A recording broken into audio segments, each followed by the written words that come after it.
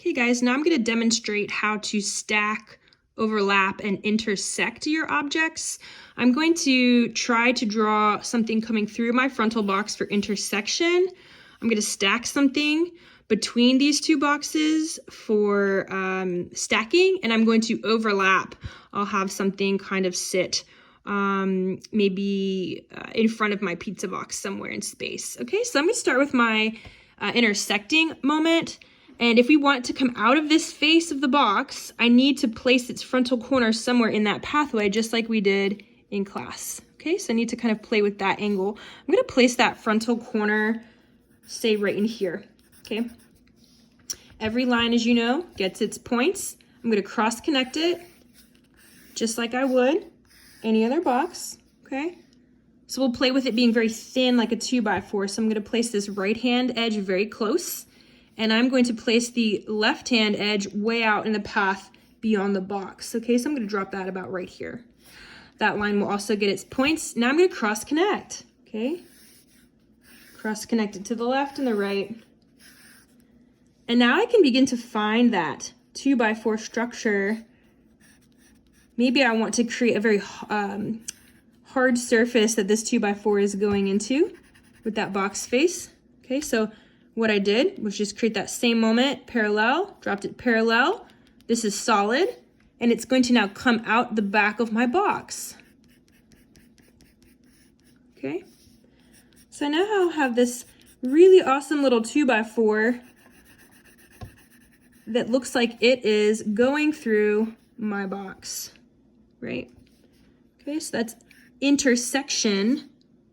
Of course, you can still carry that form through. If you want it to be more visible, you are welcome to do that. That is no problem whatsoever, okay? Intersection. Let's go ahead and make something stack in here. Okay, same thing we did in class. Let's go ahead and make a really tall, thin, kind of column-like structure. So I'm gonna make that first frontal corner intersect the Domino's box and my cube at the bottom. I want it to touch this face and that face because it's supporting like a column would. Okay, I'm gonna go ahead and cross connect, find my pathways, right? And I'm gonna drop down my sides. In my pathway, I'm gonna go ahead and drop a line on the left, and I'm gonna go ahead and drop one on the right. That's giving me this really thin column-like structure in the center. I can go ahead and cross connect. And now I can find exactly where that bases of that column as it hits my box, and I can find that belly, the top underbelly of the column as it would hit the Domino's box. Okay, those are not able to be seen. Just as we discussed, as a building would sit on a horizon, we wouldn't necessarily be able to see its top or bottom. Okay, so I'm just gonna kind of differentiate my column here a little bit for you.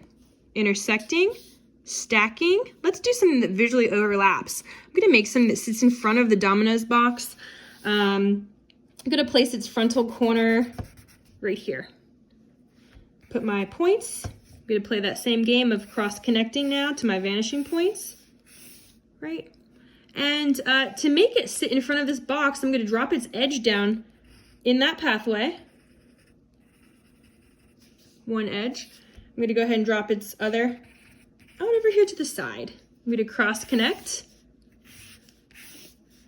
Right, and now I have this cute little box floating in front of my Domino's box. Okay, I'm going to go ahead and add a little bit of clarity here for you. This will help me now be able to create more complex relationships. Here's my Domino's box. I can create more complex relationships in my drawings by this act of play in knowing how to make things stack, overlap, and intersect.